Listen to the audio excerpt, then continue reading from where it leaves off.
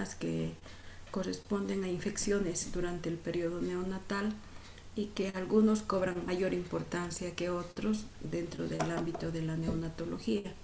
Ahora nos toca hablar de la toxoplasmosis, una patología no tan frecuente, pero cuando se presenta origina problemas irreversibles en el recién nacido. De ahí la importancia de conocer la toxoplasmosis, no por su clínica, que también es importante, sino por su diagnóstico, que requiere un diagnóstico un poco especial para poder llegar a comprender cómo vamos a identificar la enfermedad. Esta es una infección fetal, en realidad, que si la madre ha adquirido la enfermedad durante este periodo de gestación, puede transmitir al producto y generalmente la gestante va a pasar hacia el lado fetal por vía transplacentaria, y entender que esta es una parasitosis producida por el Toxoplasma gondii y que en sus varias etapas evolutiva, la forma más grave de su forma evolutiva de este agente etiológico es el taquizoito. Esta es una forma inmadura que rápidamente se va a replicar en el organismo del feto y que va a producir infección. En cambio, los bradizoitos son las formas latentes, las que se van a enquistar y que se van a reactivar en algún momento para producir la enfermedad. Su forma de esporozoitos son los que se encuentran en forma quística y son también las formas que van a evitar que nosotros podamos eliminar al agente etiológico del organismo del recién nacido o del agente o del feto. Esta es una enfermedad que nosotros tenemos que tener mucho cuidado, especialmente en el lado de la mamá. ¿Por qué? Porque la mamá es la que va a adquirir esta infección cuando ingiera alimentos, especialmente la carne, que no estén bien cocidos, cuando se sirva agua hervida pero que esté manejada inapropiadamente, cuando toca o manipula los alimentos sin previamente ya lavarse las manos. Entonces, entender que el lavado de manos es fundamental. Luego, que cuando nosotros vamos a utilizar vamos a manipular la tierra, por ejemplo, que está en la jardinería, el entrar en contacto con los animales, el proteger a los alimentos de los insectos, evitar entrar en contacto con animales durante la gestación, especialmente en gato, lavar la cama del gato con agua y lejía, también son las medidas que nosotros tenemos que tener cuidado, pero a su vez son los medios de contagio que la gestante en el periodo gestacional puede adquirir. Entonces tenemos que tener precaución en todos estos insumos que tenemos que cuidar, porque si no, la madre puede adquirir la enfermedad y que realmente va a originar muchas secuelas en el recién nacido. Normalmente, cuando nosotros estamos queriendo saber si esa gestante ha adquirido la enfermedad, porque ha entrado en contacto con todo lo que acabamos de decir, alimentos mal cocidos, estar en exposición con animales, especialmente con el gato, entrar en contacto con insumos que son sépticos, donde aparentemente haya contaminación con parásitos del toxoplasma, tenemos que tener cuidado, porque a su vez eso nos dice que debemos realizar la limpieza prolija donde nosotros estamos. Y lo más importante será conocer cómo vamos a poder llegar a un diagnóstico. Esta es una infección fetal, que generalmente se va a producir durante el tiempo de la gestación, si la madre ha adquirido la enfermedad en forma aguda. Esta infección fetal, que se puede presentar en este periodo de la vida, está en relación directa con la edad gestacional. Cuando se presenta más allá del tercer trimestre, tiene una incidencia en la infección aproximadamente de un 59%. Quiere decir, cuanto más lejos se halla cuanto más cerca se encuentra del periodo de alumbramiento, si la mamá ha adquirido por algún motivo, por alguna de esas causas que hemos denominado prevención primaria, y a su vez que debe tener cuidado de todos esos factores, adquiere la infección, adquiere el parásito, entonces puede transmitir al producto durante el tercer trimestre aproximadamente en un 59%. Pero si la madre adquiere previa en el periodo gestacional y estamos en un segundo trimestre, puede pasar hacia el lado fetal por vía transplacentaria aproximadamente en un 29%. Y si la madre adquiere en el primer trimestre la enfermedad y transmite al producto, pues tiene una incidencia aproximadamente de un 14%. Entonces vemos que dependerá del momento en que ella va a adquirir esta infección para producir infección fetal y que realmente la infección puede originar síntomas irreversibles en el recién nacido o inclusive la muerte. Y la gravedad va a depender también del momento en el que va a adquirir. Entonces, ya estamos viendo la incidencia, en qué momento el porcentaje de incidencia de acuerdo al trimestre de adquisición de la enfermedad. Ahora, la gravedad es mayor, es mayor cuanto menor sea la edad gestacional. Entonces, si la mamá adquiere la infección en el primer trimestre, dice que las malformaciones, las secuelas, los síntomas estarán casi presentes en su totalidad, van a estar presentes en su totalidad. Entonces tenemos que entender dos partes de esta enfermedad. Uno es la infección, en qué momento va a adquirir. Dos, cuanto más cerca de infección del producto en el primer trimestre, cuanto más cerca, mayor gravedad de enfermedad en el embrión y en el feto. Esas dos pautas son importantes considerar. Y para eso, entonces, tenemos que hacer como por rutina los exámenes complementarios que son muy importantes a considerar en la gestante. Dependiendo del medio donde está, ustedes saben, y dependiendo del nivel educacional, nosotros priorizaremos el diagnóstico serológico, que es tan importante para la identificación de la enfermedad en la gestante, porque sabemos que ella es la que va a pasar hacia el lado fetal por vía transplacentaria al recién nacido, al feto en realidad.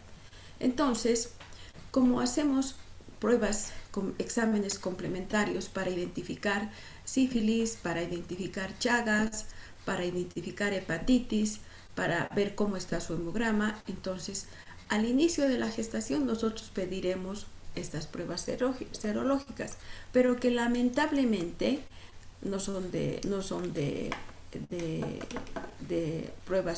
pruebas laboratoriales gratuitas, sino que tiene que cancelar la mamá, pero eso dependerá del estado social, estado económico y nivel educacional, porque hay personas que viven en condiciones precarias y además alrededor de los animales, la exposición a los alimentos de esta nueva gestante es deficiente. Entonces ahí nosotros podemos sospechar, pero también en el otro tipo de personas cuando están rodeadas de un animal especialmente, que es el gato. Ese es el que va a transmitir casi en un 100% la enfermedad. Si la enfermedad puede adquirir antes, previo al embarazo o durante el embarazo. Y para eso lo que hacemos es pedir a la gestante dos pruebas serológicas que son muy importantes.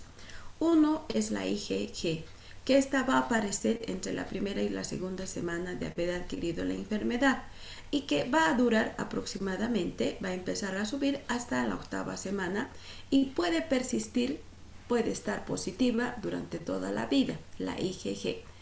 ¿Esta qué nos indica? Solamente nos indica que nos hemos expuesto al parásito, y que cuando nosotros pedimos y que se va a encontrar esta en forma latente cuando haya condiciones propicias para producir infección hacia el producto. Entonces, esta IgG se puede transmitir por vía transplacentaria al recién nacido, pero que nos va a decir que solamente ha habido exposición tanto del lado materno como del lado fetal. Y para confirmar que esta IgG sea propia del recién nacido, sea propio del feto, tenemos que pedir Western blot para IgG y para toxoplasmosis. Así podremos comprender que este IgG es del recién nacido o no es pasada por vía transplacentaria, pero la madre puede tener, sabemos que no puede estar esta inmunoglobulina en el organismo de la madre. Si ella tiene niveles elevados y que van a ir elevándose conforme hacemos cada control en forma mensual, en forma bimensual, en forma trimestral, entonces si va subiendo podemos entender que la madre se ha expuesto a este agente etiológico que es el Toxoplasma gondii. Si el niño tiene, siempre hemos aprendido en los primeros meses de vida que si tiene es porque la madre le pasó por la leche materna, le pasó por vía transplacentaria, pero para identificar si este es del lado materno o del lado de producción del recién nacido, tenemos que ayudarnos y complementar con Western blot en el recién nacido. Y también nos va a decir, pues la madre nos dice que se ha expuesto al parásito, y en el recién nacido también nos va a decir que se ha expuesto al parásito, pero que la madre le ha transmitido.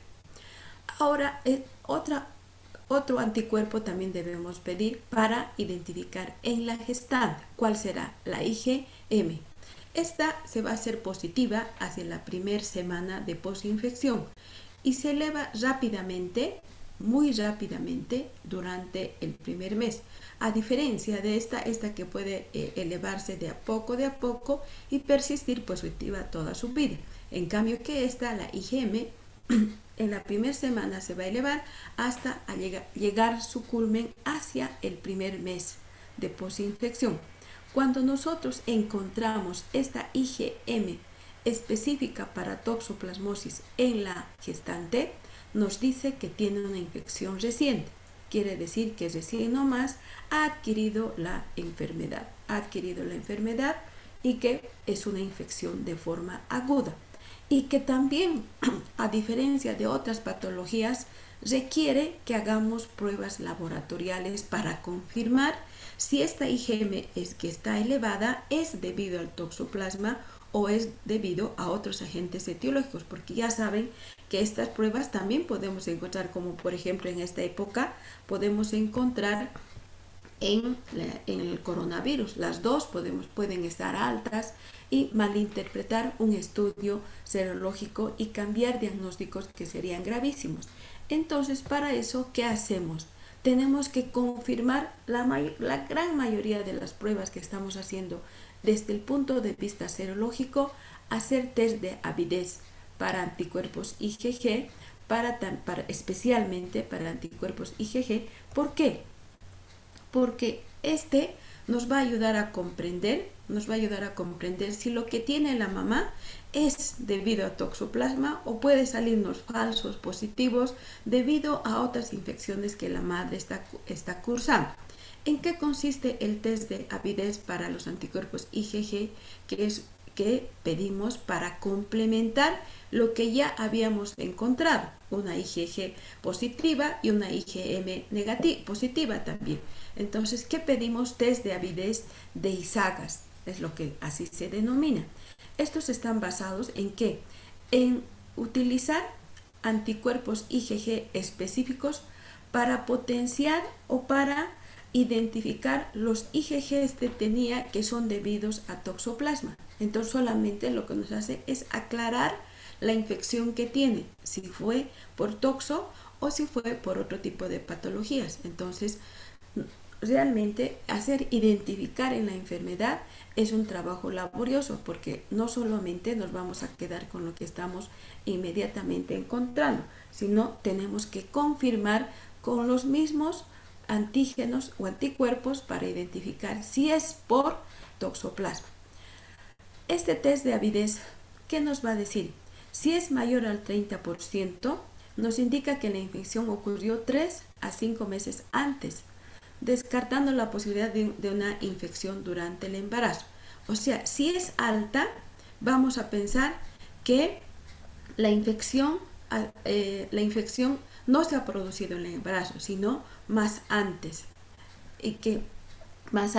En cambio, si este test de avidez sale menor al 30%, nos dice que la infección se ha producido en el transcurso de la gestación. Entonces, ¿para qué estamos pidiendo esto? ¿Para qué nos estamos complejizando si nosotros no vamos a ser pediatras? Porque si nosotros pedimos serología para toxoplasma con pruebas confirmatorias con test de avidez, entonces si sale mayor al 30% de positividad, quiere decir que no ha adquirido la infección durante la gestación. Entonces va a tener la mamá infección, pero que probablemente no le va a pasar al producto. Entonces no va a haber gravedad de enfermedad en el recién nacido, en ese feto, ni en el feto, ni el embrión, ni en el recién nacido. Pero si tiene un test de la avidez menor al 30%, dice que la infección se ha producido durante el periodo de la gestación. Entonces no sabemos si ha sido en el primer trimestre, que tiene una incidencia del 14%, no sabemos si ha sido en el segundo trimestre con una incidencia de infección fetal en un 29% o en el tercer trimestre en un 59%. Ahora, nos está diciendo que este test de la avidez que nos está confirmando que se ha producido en el periodo gestacional. Entonces, el test de avidez nos va a decir si la mamá ha adquirido la infección en el primer trimestre, entonces las malformaciones son todas las que vamos a poder ver en el periodo gestacional después del nacimiento. ¿Y cómo las vamos a identificar? La vamos a identificar a través de una ecografía en el periodo prenatal. Entonces ya estamos entendiendo qué tan importantes en realidad no es la clínica, sino las pruebas laboratoriales para que nos orientemos cómo tenemos que actuar frente a esta enfermedad. ¿Por qué?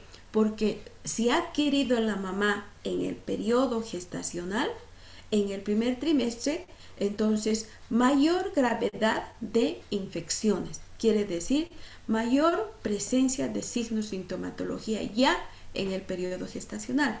Y como nosotros podemos comprender, las vamos a identificar en el periodo prenatal mediante una ecografía, donde vamos a encontrar la hidrocefalia. A veces la hidrocefalia es incompatible con la vida, porque si el niño ha adquirido en el primer trimestre del embarazo, hasta que llegue al tercer trimestre, seguramente la hidrocefalia va a ser muy marcada, donde requiere rápidamente el colocar una válvula para la derivación ventrículo-peritoneal, haya salida de líquido cefalorraquídeo que se está produciendo en excesiva cantidad debido al toxoplasma que está en el sistema nervioso central, que a veces es incompatible con la vida. Sí, realmente, o también puede producir microcefalia, que va a producir un deterioro del desarrollo psicomotor, va a producir epilepsia, va a producir dificultad para el aprendizaje e inclusive a veces la muerte de ese recién nacido. Alteraciones oculares, las alteraciones oculares que son las corioretinitis, que nosotros podemos encontrar en el periodo prenatal. Entonces, en el periodo prenatal identificamos la enfermedad cuando nuestras pruebas serológicas nos salen positivas, más sus pruebas confirmatorias que van a ser las pruebas de test de avidez. Tenemos que hacer tratamiento en forma inmediata. Entonces, nos estamos orientando de que las IgG y la IgM son dos anticuerpos que nos van a orientar a cómo vamos a identificar la enfermedad. Si esta está presente, entonces vamos a decir que recientemente nomás ha adquirido la enfermedad. Y eso es grave porque seguramente esta va a ser la que va a generar problemas en el recién nacido. Porque si en él encontramos esta, nos va a indicar que infección congénita.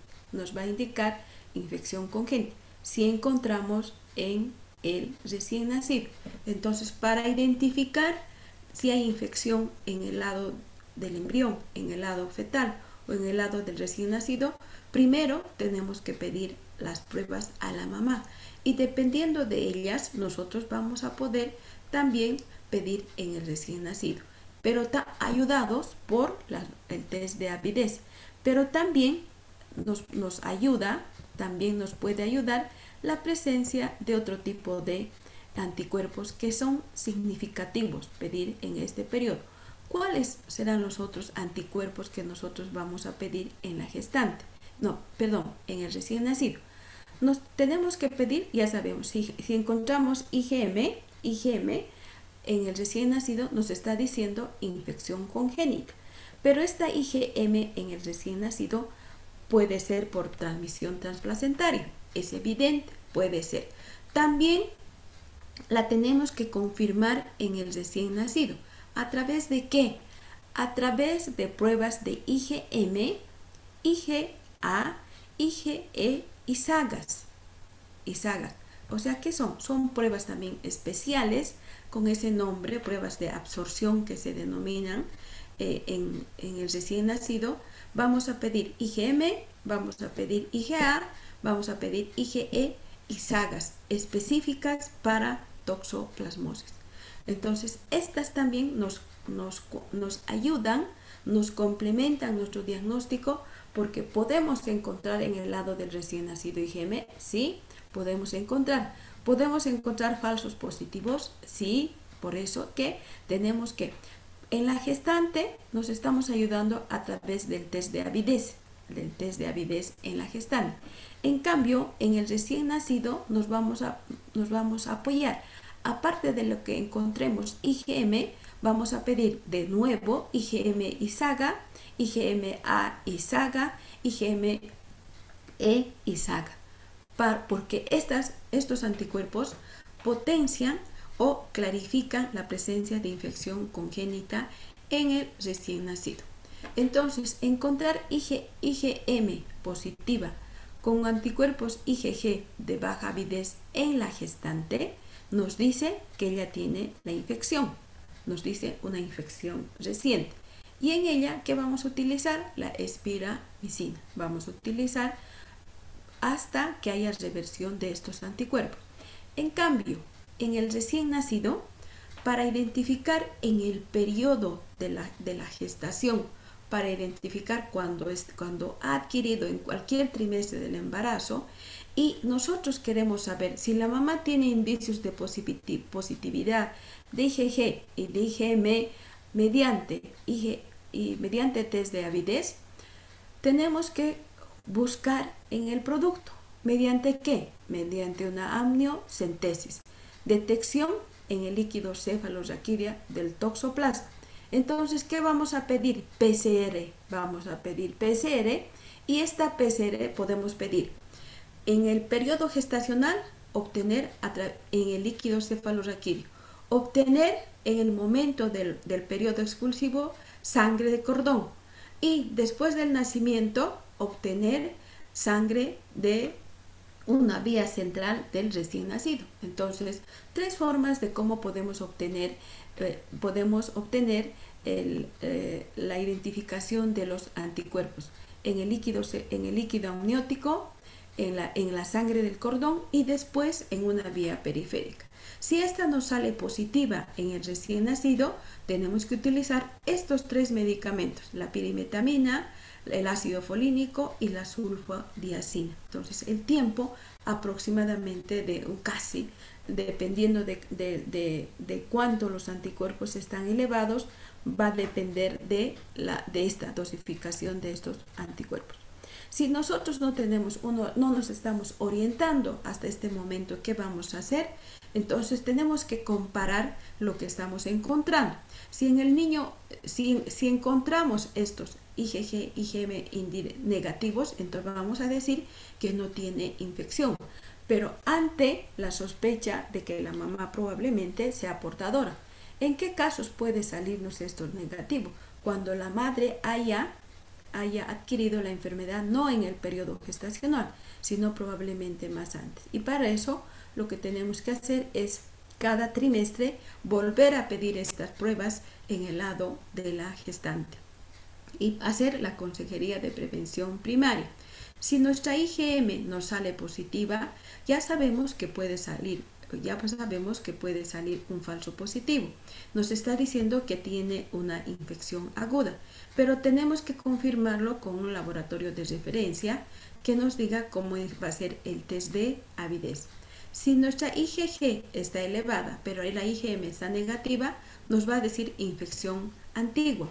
Y que si esta infección ha sido menos en el periodo gestacional, entre las 4 y las 18 semanas, vamos a pensar que se ha producido una infección durante el periodo gestacional. Pero si es antes, no hay riesgo de infección. Y si las dos salen positivas, nos dice que ha sido una infección reciente, por lo tanto, para ello tenemos que pedir pruebas de confirmación, que va a ser generalmente el test de avidez en el lado materno. Entonces, por cualquiera hayan sido los medios de infección de ese producto, del embrión, del feto y del recién nacido, realmente las lesiones que va a producir a veces son irreversibles y que van a causar estados de discapacidad en el producto. Al nacer, ¿qué podemos encontrar? Vamos a encontrar una corioretinitis. Al nacer vamos a encontrar una ictericia rápidamente por la hepato y esplenomegalia que tiene ese niño. Entonces hay una mala captación y una mala conjugación, por eso que el niño empieza a ser ictericia. Calcificaciones cerebrales como en cielo estrellado en una tomografía de cráneo. Exantemas y púrpura trombocitopénica. El niño va a nacer con equimosis, va a nacer con hematomas en el cuerpo y que eso amerita realizar pruebas laboratoriales. Va a nacer con bajo peso, microcefalia, macrooftalmia, hipotonía, convulsiones, anemia y eosinofilia. Todos estos síntomas podemos encontrar al nacimiento, pero conforme va avanzando podemos encontrar también niños que son normales. Luego puede empezar a tener epilepsia, puede empezar a tener retraso del desarrollo psicomotor, pueden tener dificultad para el aprendizaje y trastornos oculares. Dependerá del grado de infección neonatal. Entonces, seguro que si este niño ha adquirido en el tercer trimestre probablemente, o en el segundo trimestre solamente encontremos esto.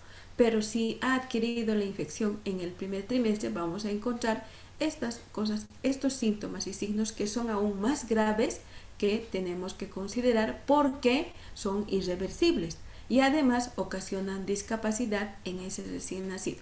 Por lo tanto, la prevención primaria, a su vez, lo que nos va a generar la enfermedad es tomar en cuenta todo esto. Lo más importante, evitar alimentos crudos. Lo más importante, evitar alimentos o líquidos que no estén higiénicamente preparados.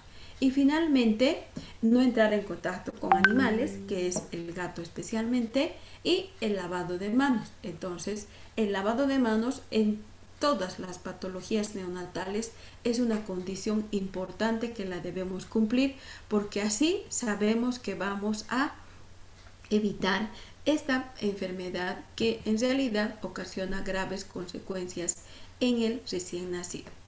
Entonces, aquí tenemos un flujograma de cómo será importante considerar en el recién nacido la IgG, IgM, IgA en todo recién nacido hijo de madre que haya tenido contacto con animales, que su higiene, que su alimentación sea un poco deficiente. Entonces, que ella probablemente tenga una toxoplasmosis aguda y que ha sido tratada o que no ha sido tratada.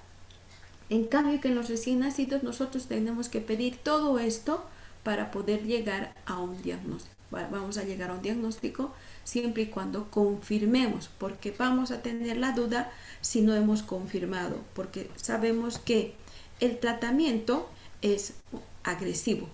El tratamiento va a durar inclusive hasta 6 meses, hasta un año en los niños. ¿Qué vamos a utilizar? Vamos a utilizar pirimetamina, sulfadiazina y ácido folínico. Particularmente en mi vida de especialista habré hecho tratamiento unas 3 veces en toda mi vida profesional, como no es una patología muy frecuente y que excepcionalmente algunas madres solamente logran realizarse. ¿Por qué? Por los altos costos de las pruebas serológicas, tanto del lado materno como del lado del recién nacido, a veces pasan inadvertidas. Entonces, cuando vemos nomás las secuelas que ha dejado por la infección prenatal en forma precoz, recién pedimos, pero ya es tarde, porque ya están ahí las secuelas y el tratamiento va a durar, dependiendo, la pirimetamina unos 6 meses en forma diaria con días alternos, y luego otros 6 meses más, intercalar primero 6 meses en forma diaria y luego en días alternos otros 6 meses. La sulfadiazina en forma diaria por 12 meses y el ácido folínico 3 días a la semana por un año. Entonces, entender que el tratamiento no es un tratamiento simple, sino es un tratamiento súper agresivo que va a lesionar que su hígado, que ya está dañado, inclusive puede en el transcurrir de su tratamiento ocasionar mayores problemas en el niño, ocasionar mayores problemas, y a veces se complica y este niño va a fallecer precisamente porque tenemos un hígado inmaduro, cuando probablemente es un recién nacido pretérmino o es un niño a término donde no logramos que tenga aumento de peso en forma diaria según los términos que debería ser. Entonces, las infecciones neonatales en este periodo nos logran ganar en algún momento y el niño se va complicando hasta que llega al hospital y fallece por la medicación, porque recuerden que la medicación es tanto muy tóxica para el hígado y en un hígado que está en formación. En cambio, en los niños asintomáticos vamos a utilizar otro tipo de tratamiento, tal vez un poco más relajado, pero igual vamos a utilizar cuando ha nacido un niño, hijo de madre con toxoplasma, que aparentemente no tiene nada. Pero recuerden que les dije que el niño puede nacer normal, pero al tiempo empieza a tener convulsiones. Al tiempo empieza a tener un retardo del desarrollo psicomotor. Entonces no puede aprender, no puede tener una conducta apropiada en sus movimientos gruesos, en sus movimientos finos, no puede relacionarse con su entorno y a su vez tiene trastornos del lenguaje. Entonces eso aparece al transcurrir el tiempo en el recién nacido. Entonces vamos a, en esos casos, cuando la mamá es positiva y el niño es negativo, igual debemos hacer tratamiento para toxoplasmosis. Entonces, la toxoplasmosis congénita, estamos hablando de la toxoplasmosis congénita, es una patología que requiere tratamiento e identificación inmediata por las secuelas. Si la madre ha adquirido en el periodo gestacional, ya es inevitable. O sea, no vamos a operar intraútero para mejorar la hidrocefalia, la microcefalia, las alteraciones retinianas, las alteraciones cerebrales, no vamos a resolver, sino ya está ahí la enfermedad y la enfermedad va a proseguir y va a ocasionar grados de discapacidad leve, moderada y severa en ese nuevo ser. Entonces, vemos nomás que especialmente las señoritas tienen que andar lejos, aunque tengan a un gato que está súper vacunado, que está súper controlado, desparasitado, mejor es tenerlo lejos, mejor cerca. ¿Por qué? Porque la gran mayoría de pacientes que han hecho tratamiento han fracasado en un primer tratamiento porque su carga de parasitemia era muy alta. Entonces, a pesar de ser gatos sumamente controlados con el veterinario, pero han requerido 2 a 3 tratamientos para eliminar al parásito en sangre de esa mujer y para que posteriormente pueda embarazarse.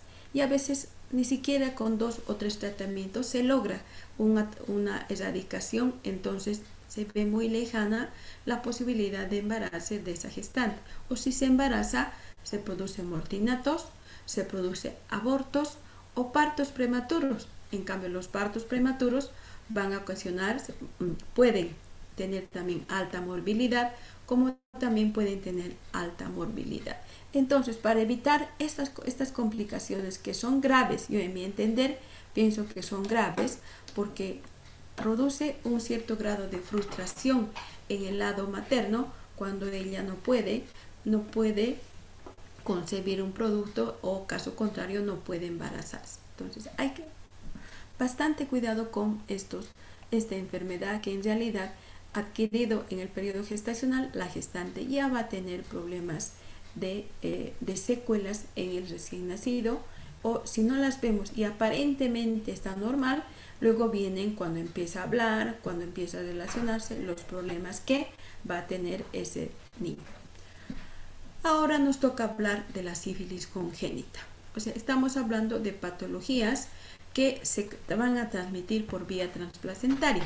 Al igual que otras patologías, también vemos que la sífilis congénita, su vía de transmisión del lado materno hacia el lado fetal es por vía transplacentaria. Entonces, otro tipo de infección que puede pasar, la tercera infección que puede pasar por vía transplacentaria, fruto de una madre enferma que no haya sido tratada adecuadamente o que no haya sido tratada oportunamente. ¿Qué debemos encontrar en la mamá para sospechar sífilis? La presencia de verrugas planas, verrugas sobresalientes en la región perigenital. También debemos sospechar en ellas la presencia de algún flujo que no está relacionado con el propio agente, pero sí que mantienen los genitales, área perigenital sumamente húmeda. Entonces tenemos que identificar primero en la madre y luego en el producto. Si la madre tiene y va a pasar hacia el lado del embrión y hacia el lado del feto, puede producir también abortos, puede producir mortinatos, puede producir partos prematuros, puede producir niños con enfermedad precoz sintomática, puede producir niños sin síntomas, pero con el antecedente previo de que la mamá tiene la enfermedad, tenemos que pedir pruebas específicas para ver si el niño va a desarrollar tardíamente la enfermedad, o niños que están totalmente sanos, aparentemente no tienen la infección, pero a posterior van a desarrollar también una sífilis congénita en forma tardía. Entonces, esta también es una patología que se ha adquirido en el ambiente del periodo gestacional. Entonces, vamos a ver también lesiones irreversibles. Según su edad de aparición de la enfermedad, se divide en una luez congénita, precoz, y una luez tardía. ¿Cuál es la precoz? Aquella que se van a manifestar durante los primeros 2 años de vida. Aquella que se presenta durante los 2 primeros años de vida. Y la tardía, aquella que se va a presentar después de los 2 años. Cualquiera de estas dos variedades podemos encontrar en el periodo del recién nacido. Niños que son totalmente normales, o que niños tengan algún estigma. Yo normalmente cuando veo a los niños veo estigmas, y los estigmas que parecen ser algo normales para los pacientes, pero para las personas que somos entendidas en salud, podemos entender que los estigmas son aquellas cicatrices y cambios anatómicos que la enfermedad ha producido en el periodo de la gestación. ¿Y qué es lo que más encontramos en el periodo de la gestación? Encontramos esto. Si ustedes se dan cuenta, hay niños, cuando vayan a hacer práctica, vamos a encontrar niños que tienen entre los 2 o año y medio, cuando ya están erupcionando las piezas y han erupcionado en su totalidad, tenemos los dientes así. Inclusive personas en la juventud, adolescentes, adultos mayores, encontramos las piezas dentarias así, y uno dice se ha desgastado. O también encontramos personas que parecería que tienen un equino varo, o lo que comúnmente denominamos personas que tienen, que son roscos, que decimos. Entonces no es que sea estas personas que tienen algún problema, sino que son personas que han tenido en algún momento, han sido portadores de la sífilis. Entonces, cuando ustedes vean estos dientes en el periodo pediátrico, no es por el uso del biberón, no es por el uso del biberón. Y cuando vean personas que caminan así, con las tibias curveadas y los fémures también curveados, no es porque esta persona ha tenido algún problema de pie equinovaro, sino se llama osteocondritis de la tibia. Este es un signo patognomónico de sífilis. Signos de dientes de Hutchinson que son patognomónicos de sífilis. Personas que no han realizado tratamiento, entonces niños que vemos con estos dientes, niños que aparentemente también tienen una pieza dentaria normal, pero tienen a su vez unas caries un poco irregulares, como si fueran de 2 o 3 partes. O caso contrario, tiene dientes en mora. Entonces, sobre esta pieza dentaria existen unas pequeñas solevantaciones también del esmalte que encontramos en algunos niños. No serán las moras así varios solevantamientos, sino son escasamente unos 2 a 3. Entonces la duda siempre nos va a perseguir, y para eso lo que tenemos que hacer es las pruebas de descarte de Lues en el recién nacido. Entonces, cuando vean estos dientes que tienen estas caries así como un poco ulceradas en la parte proximal de la pieza dentaria, y luego al ladito también otro así como ulceraciones en segmentos de la pieza dentaria, vamos a pensar que son Lues. Esto es lo que normalmente encontramos. Encontramos los dientes de Hutchinson, que son estigmas que la Lues ha dejado en el niño.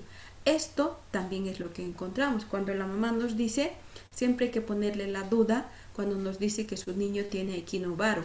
No es que tiene equinovaro, sino tiene una tibia insable, debido a que el treponema se ha localizado y ha producido degeneración de su hueso, ha producido una osteocondritis del hueso y se ha empezado a curvear. Entonces, ahora ya podemos entender que las personas que tienen esas características morfológicas es porque han adquirido los estigmas que en realidad nos avanzan a pesar del tratamiento, van a ir avanzando.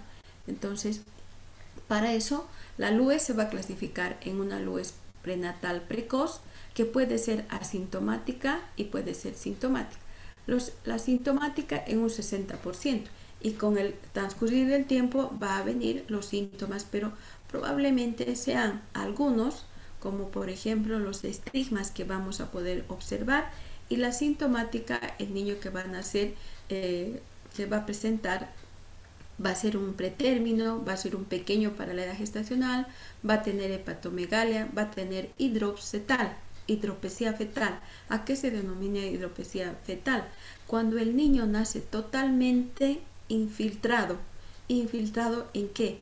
En líquido, en su tejido celular, en su tejido muscular. Entonces nace totalmente hinchado de la cabeza hacia abajo. Entonces está inflado, lo que se dice, pero está lleno de líquidos, porque él tiene síntomas de una Lues prenatal precoz, y que eso amerita internación, amerita impregnar con penicilina, pero que a veces no podemos resolver y el niño se empieza a complicar cuando tiene hidropesía fetal. La clínica de los niños asintomáticos, de estos niños asintomáticos, tardíamente pueden aparecer como cuadros de sepsis, y que debemos resolver, porque ya sabemos que el 60% pueden ser asintomáticos. Entonces, si identificamos la enfermedad, como por ejemplo, puede decir que va a aparecer como una sepsis, como una respuesta inflamatoria generalizada, entonces uno hace un screening completo, de todas las infecciones posibles.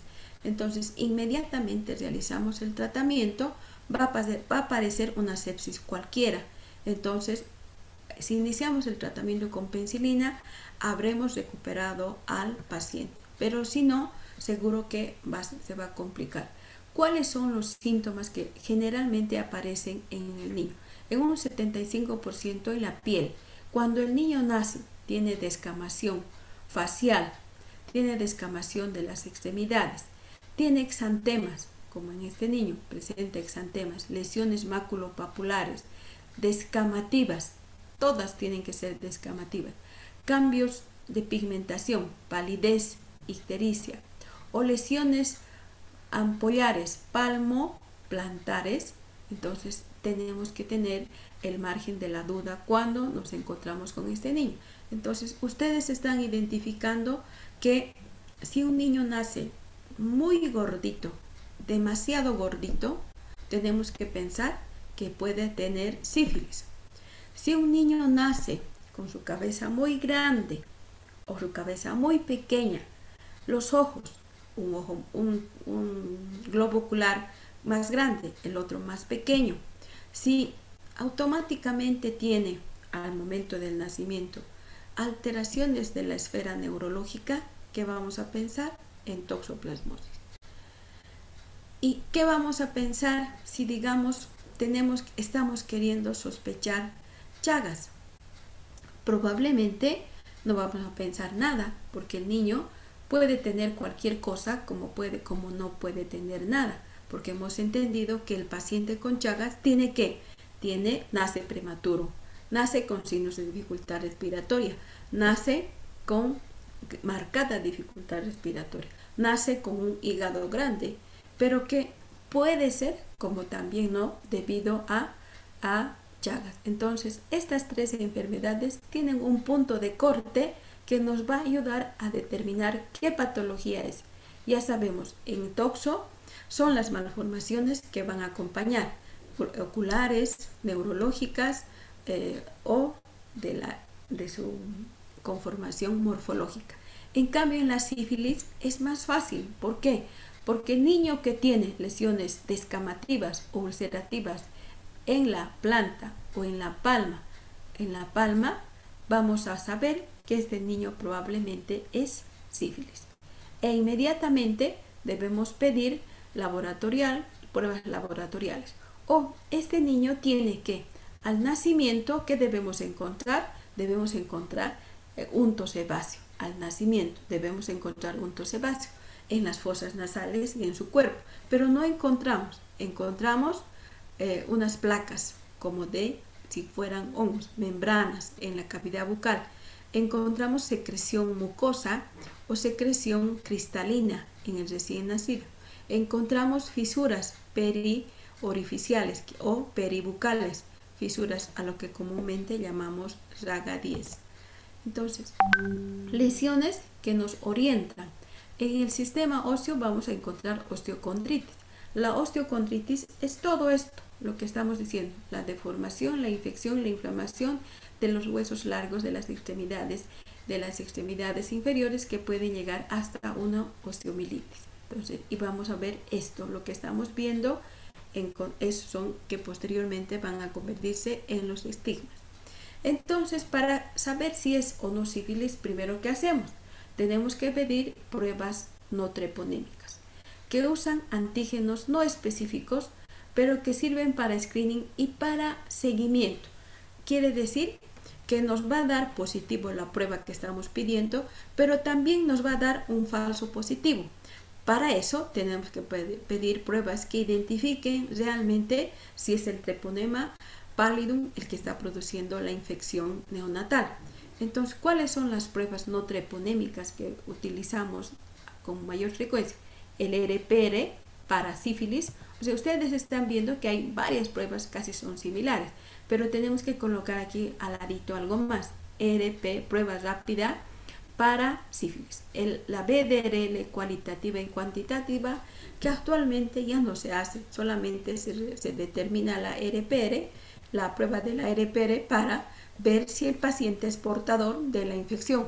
En caso de que sea portador o nos salga un falso positivo o nos salga una prueba débilmente positiva, debemos confirmar con las pruebas treponémicas específicas para diagnóstico de sífilis.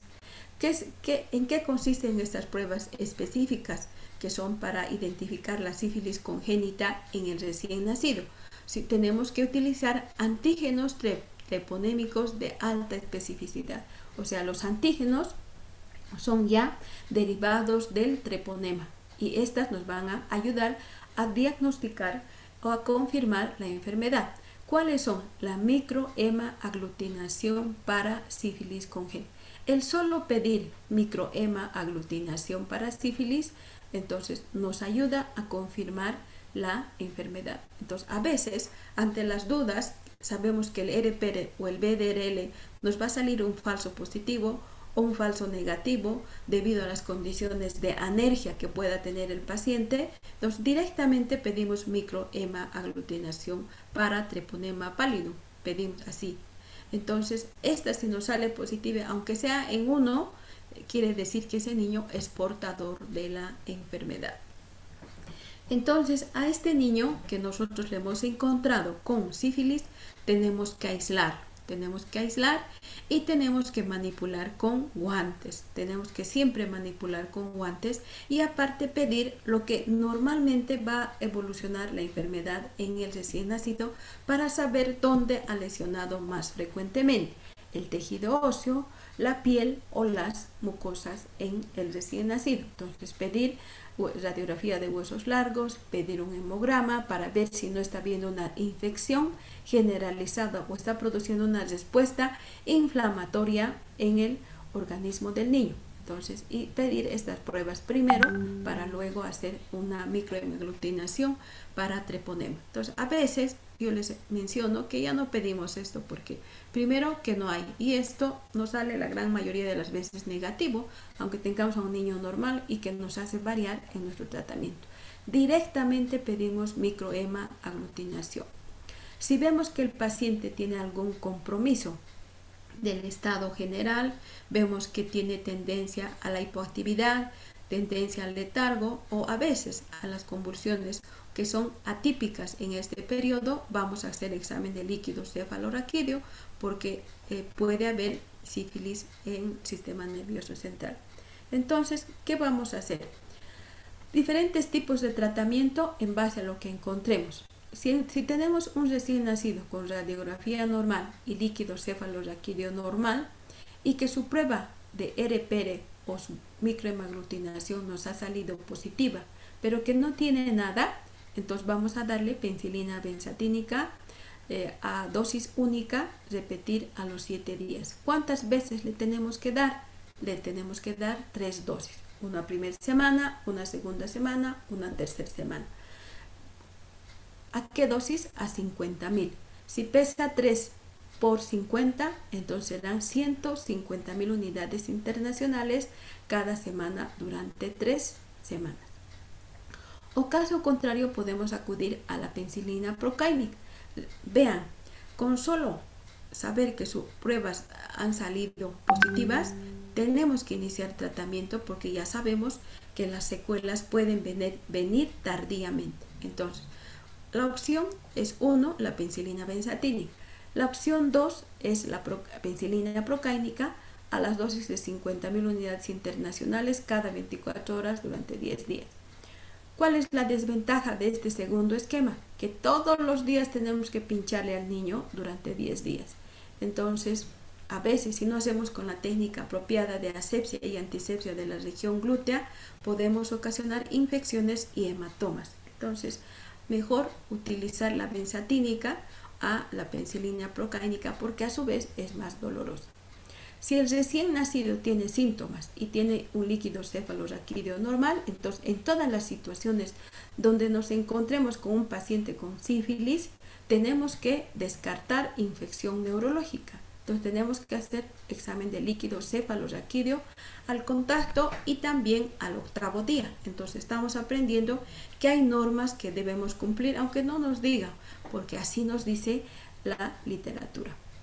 Si tenemos un recién nacido con síntomas, prematuro, con ictericia, con hepato y esplenomegalia, que tenga movimientos anormales, que no quiera alimentarse adecuadamente, que tenga descamaciones palmoplantares, que tenga descamación fulgurácea en el cuerpo, que tenga, por ejemplo, hematomas, que tenga equimosis, que tenga sequedad de la piel, que las mucosas estén fácilmente tengan tendencia a acumular sarro, a formar pseudomembranas, que tengan fisuras labiales, fisuras o ragadias peribucales. Entonces, esos síntomas que va a presentar el niño, tenemos que internar. Ustedes pueden encontrar un síntoma, o como pueden encontrar todos los que acabo de mencionar. Y a este niño que tiene síntomas, pero con un líquido cefalorraquídeo normal, tenemos que internar. ¿Durante qué tiempo? Durante 10 días. ¿Y qué le vamos a dar? Penicilina G sódica. ¿A qué dosis? A las dosis por inyección de 50.000 unidades internacionales cada 12 horas los primeros 7 días. Entonces recuerden que si tiene síntomas, fácilmente vamos a eliminar al agente etiológico cuando demos a 50.000 unidades internacionales cada 12 horas en la primera semana. Y después de la primera semana, hasta llegar a los 10 días, vamos a administrar cada 8 horas. Entonces vean, la carga de penicilina que le vamos a dar es sumamente alta, y a su vez tenemos que complementar con exámenes laboratoriales, especialmente verificando que la función hepática sea la adecuada. Vamos a cuidar ese aspecto en el lado del recién nacido. Si no tenemos penicilina G sódica, también podemos recurrir a la penicilina procáinica. Pero de estos dos, seguro es mejor la penicilina G sódica, porque vamos a coger una vía central o una vía periférica gruesa, donde vamos a ir colocando al recién nacido durante todo este tiempo. Luego de que hayamos hecho el tratamiento, tenemos que pedir una prueba laboratorial, donde veamos si hemos erradicado al agente etiológico. Si el recién nacido tiene síntomas y líquido cefalorraquídeo anormal, si tenemos a un recién nacido con síntomas y con líquido cefalorraquídeo anormal, entonces este tratamiento que hemos mencionado vamos a prorrogar hasta los 14 días, de manera que 7 días vamos a administrar a 50.000 unidades internacionales cada 12 horas, y 7 días vamos a administrar a 50.000 unidades internacionales cada 8 horas. Entonces, en total, 14 días cuando el paciente ha tenido sífilis o neurolues. 14 días de tratamiento. 14 días, y el 15 día hacemos otra prueba de líquido cefalorraquídeo para ver si este ha vuelto a su estado de normalidad. ¿En qué viene la penicilina G sódica? La penicilina G sódica viene en frasco en polvo de 1 millón, viene de 5 millones y viene de 30 millones, que por supuesto, dadas las concentraciones, la de 1 millón podrán diluir con 5 ml. La de 5 millones podrán diluir con 10 ml, y la de 30 millones, como su nombre está indicando, es harto, podrán diluir con unos 30 ml. La penicilina benzatínica, ¿en qué viene? Viene en frasco en polvo de 600.000 unidades internacionales y de 1.200.000 unidades internacionales para diluir con 5 ml de agua destilada. Como es para la vía intramuscular, ustedes pueden diluir con agua anestésica. Y la penicilina procáinica viene en frasco en polvo de 400.000 unidades internacionales para diluir con agua anestésica de 5 ml, porque ustedes comprenderán que el inyectar esto por vía las penicilinas son sumamente dolorosas, entonces tenemos que ayudar con el uso de agua anestésica, agua destilada con anestesia. En cambio, para la vía endovenosa, solamente utilizamos la penicilina G sódica con diluyente, solo agua destilada. No podemos colocar penicilina, no podemos colocar anestésico por el riesgo de producir algunos trombos en el torrente sanguíneo. Entonces, o caso contrario, otras lesiones en el recién nacido. Entonces, ese es el tratamiento que se hace en el paciente que tiene neurolues o tiene solamente sífilis con síntomas o con líquido cefalorraquídeo normal o no tiene nada. En todas las circunstancias debemos siempre impregnar con penicilina para evitar las secuelas que va a ser una sífilis tardía en el recién nacido. Entonces, con esto habríamos terminado.